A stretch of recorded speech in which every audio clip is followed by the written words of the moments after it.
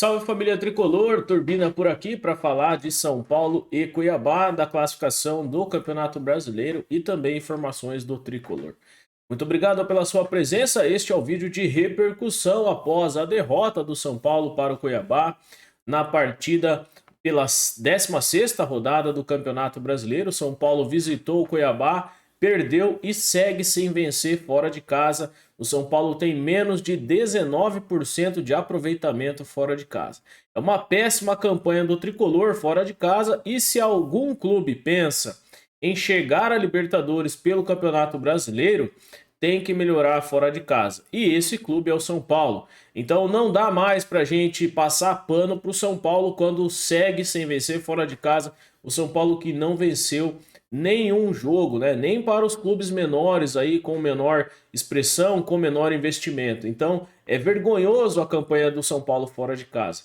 Mas o Dorival Júnior disse que isso não afeta a Copa do Brasil e que o São Paulo estará preparado para a Copa do Brasil. É o que a gente vai ver na terça-feira. A gente vai falar do último jogo do Tricolor, da campanha no Brasileiro, da classificação e também as informações do São Paulo. E você, meu convidado. Então se inscreve, deixa seu like que é importante, o seu joia e também, se você puder, compartilha este vídeo. Afinal, também assina aí o sino de notificações, ativa o sino de notificações para receber todas as informações e vamos falar do jogo, né? Sobre o jogo, o São Paulo visitou o Cuiabá no último sábado na Arena Pantanal e foi derrotado por 2-1 pela 16ª rodada do Brasileirão. Natan marcou o gol do tricolor. A equipe volta a campo na próxima terça-feira pelo jogo de ida das semifinais da Copa do Brasil contra o Corinthians às 9h30 da noite na Neoquímica Arena. Jogando fora de casa, o tricolor começou criando as melhores chances de gol. Logo aos 13 minutos, o Caio aproveitou um rebote do escanteio e arriscou de fora da área. A bola acabou partindo ali com perigo, saindo à direita do gol. Depois, aos 35, novamente o Caio acionou o Wellington Rato pelo lado esquerdo, que fez um bom domínio e o atacante chegou até a linha de fundo e cruzou ali para o Caleri, né? O argentino que dominou, girou finalizando, a bola acabou passando à direita, saindo ali do lado do gol do Walter. Aos 5 minutos depois, o camisa 9 antecipou um cruzamento, né? O Caleri antecipou o cruzamento do Nestor e cabeceou para a defesa do Walter. Foram alguns lances importantes do São Paulo. Na segunda etapa, o São Paulo não voltou bem e o Cuiabá teve o pênalti marcado aos 8 minutos, desperdiçando a cobrança. O Daverson chutou a bola na trave e a bola acabou saindo. Aos 15 minutos, o Rafael fez uma grande defesa numa batida do Raniel de fora da área.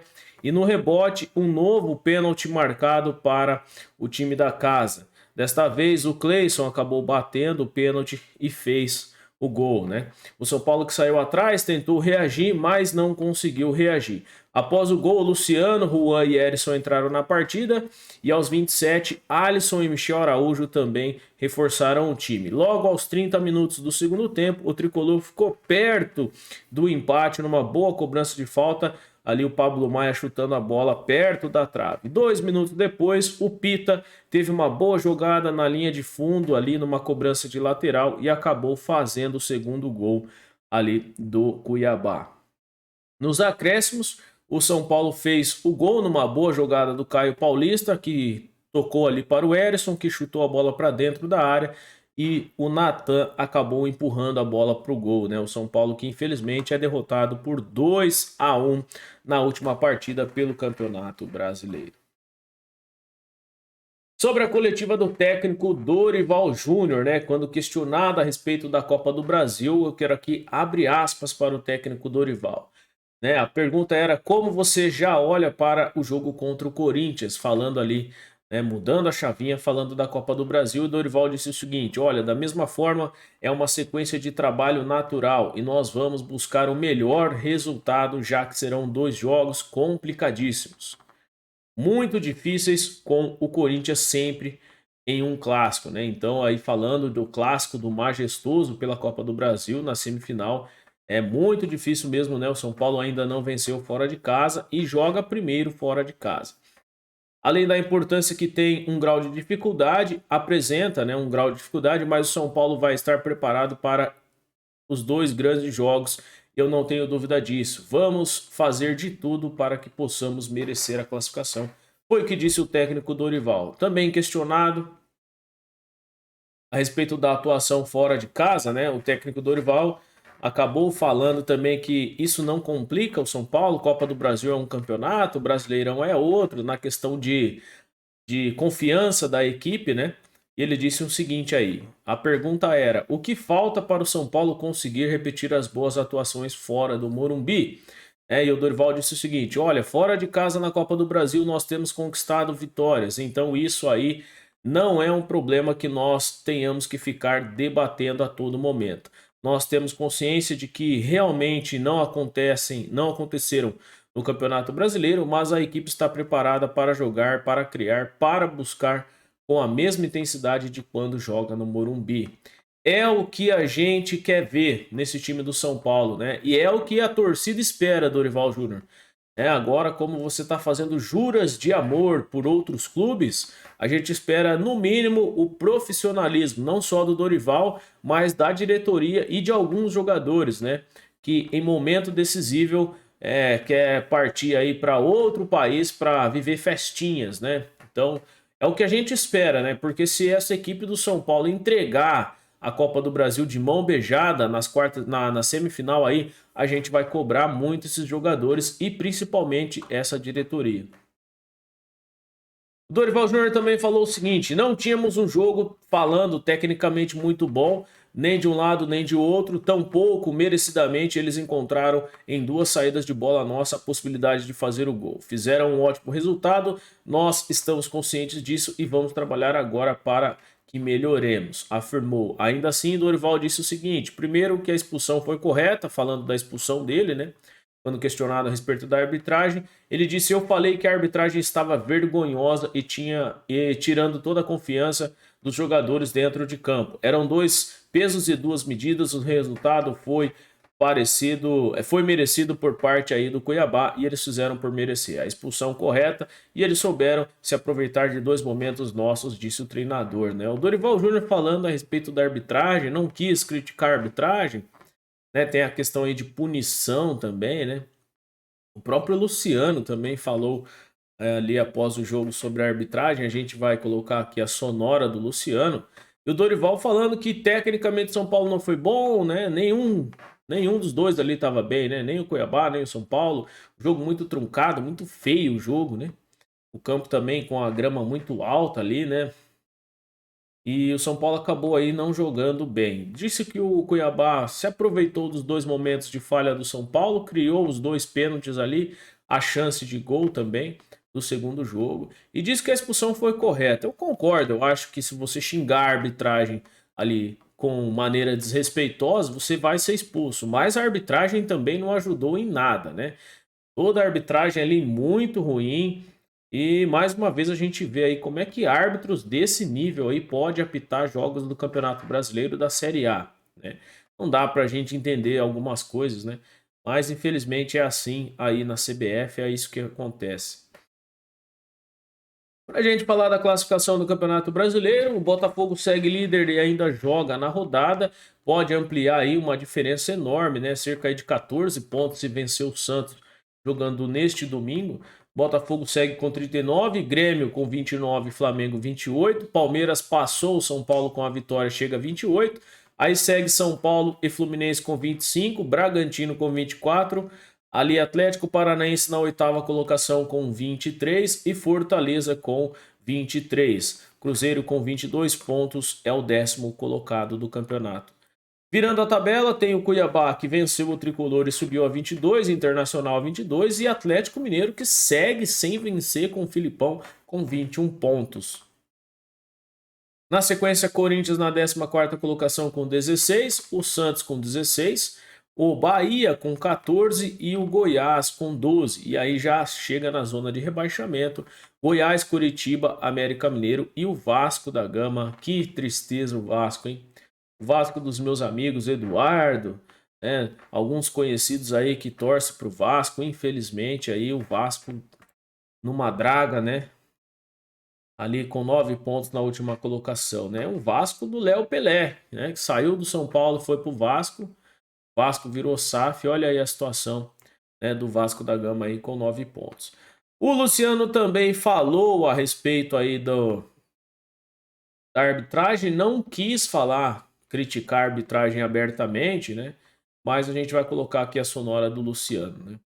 São Paulo tentou, né? Um jogo que não saiu a vitória, a primeira fora de casa. O que faltou para conseguir conquistar essa primeira vitória em São Paulo? Não, a gente teve controle total do jogo. Acho que principalmente no primeiro tempo ali, 2 erros, né? 2 vacilos nossos, conjunto com a arbitragem, que eu acho que eu não vou falar porque para não ser julgado depois e pegar a suspensão, mas é até difícil ficar comentando aqui, mas agora é seguir, que terça-feira a gente tem uma decisão importantíssima fora de casa. De que forma esse placar, essa derrota, pode interferir no jogo decisivo, semifinal contra o Corinthians, essa Copa do Brasil? De nenhuma forma, que só tem jogador maduro, jogador experiente. Claro que tem alguns mais novos, mas a gente tá trabalhando bem, tá sabendo administrar isso. Agora é seguir e a partir de amanhã pensar no Corinthians. Concorda com o Luciano, né? Não dá para falar da arbitragem. Se falar, pode ser punido, né? Os jogadores aí que estão ficando com medo de dar ali informações, de falar ali, né? Após a partida, né? Infelizmente, o São Paulo, eu acredito que foi prejudicado sim pela arbitragem. Pelo menos o primeiro pênalti, na minha opinião, não foi. Mas você tem um pênalti contra, né? Jogando fora de casa, isso pode mudar ali o ânimo do jogo, a história do jogo, né? Por mais que o Daverson tenha perdido o primeiro pênalti, isso traz o time do Cuiabá para cima, né? E o São Paulo acabou se perdendo emocionalmente dentro do campo. Outro fator que tem que ser considerado neste jogo é que o São Paulo perdeu ali também a concentração no campeonato diante da Copa do Brasil. Eu acredito que todos os jogadores estavam pensando na Copa do Brasil no jogo de terça, na responsabilidade de tentar uma classificação fora de casa contra o rival, um lugar onde o São Paulo ainda não conseguiu vencer. Então, eu acredito que o Dorival errou ali na logística. Deveria ter folgado o time, levado um time alternativo para Cuiabá. Deixasse os titulares aí em São Paulo no CT treinando, focados no clássico para terça-feira, e levasse um time alternativo, né? Agora, levou o time titular, não conseguiu vencer, fez um péssimo jogo, e ainda tem a questão do Rafinha, que foi para a Alemanha para o jogo festivo lá do Bayern, né? Então, se o São Paulo errar na logística e desconcentrar, isso pode sim jogar contra e prejudicar o São Paulo na Copa do Brasil. Mas conforme as palavras do Dorival na coletiva e do Luciano após o jogo, nós, torcida, esperamos sim que o São Paulo vire a chavinha e consiga voltar concentrado para o jogo de terça-feira. Porque senão este jogo contra o Cuiabá pode sim ter gerado um desconforto emocional ali na equipe na preparação para a Copa do Brasil. E isso é o que a gente não quer. Então, na minha opinião, o São Paulo errou nesta semana, errou no planejamento, na logística, e vamos torcer para que isso não prejudique o São Paulo aí no jogo mais importante até o momento pela Copa do Brasil na semifinal. Então, o São Paulo, que pode chegar à final mais uma vez de Copa do Brasil, não pode desperdiçar essa oportunidade contra o rival. E tem de tudo, né, para se classificar. Vamos acompanhar o São Paulo, as informações do Tricolor, e eu volto para deixar vocês atualizados.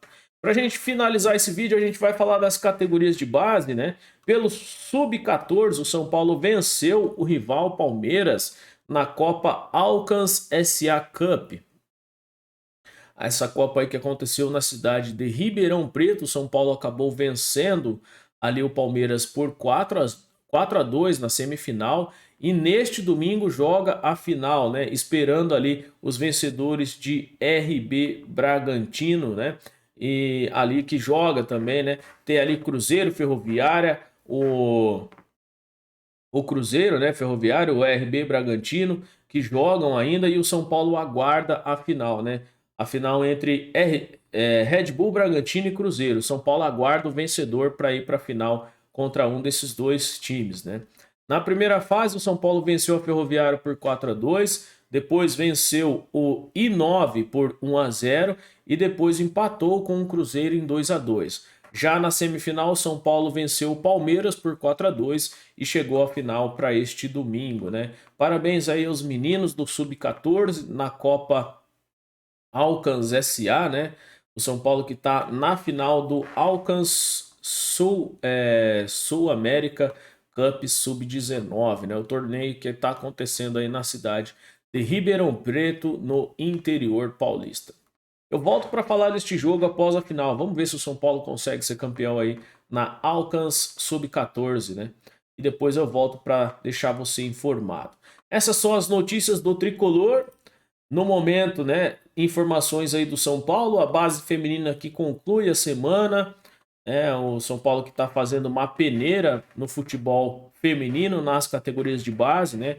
Jogadoras nascidas entre 2008 e 2011 podem passar pela peneira aí nesta semana no clube para tentar entrar ali no São Paulo. E tem também aí a contratação da Carol Gil, a jogadora que chega para o Sub-20, a nova lateral esquerda, para reforçar a equipe principal do São Paulo. Eu volto para deixar você informado sobre as notícias do Tricolor na segunda-feira com o boletim informativo, e se tiver alguma notícia do mercado da bola, a gente traz aqui também para deixar você atualizado. As últimas informações é que Ferrarese fecha um novo acordo até o final de dezembro, um novo empréstimo, né, para se recuperar definitivamente no São Paulo, e depois o São Paulo pode comprar o Ferrarese, um valor estipulado em 23 milhões de reais, e fechar um contrato de 2024 a 2027. Vamos acompanhar as notícias, eu informo você tudo que for correto, concreto, né? Não dá para ficar trazendo especulação, encher você de notícia falsa, trazendo clickbait aqui no canal, porque isso atrapalha e eu não concordo com esse modelo de mídia alternativa. Então eu não trago essas informações, a não ser que sejam puramente verídicas, né? Muito obrigado pela sua presença por aqui, um forte abraço, um excelente domingo para você. A gente se vê na segunda-feira. Valeu, fui!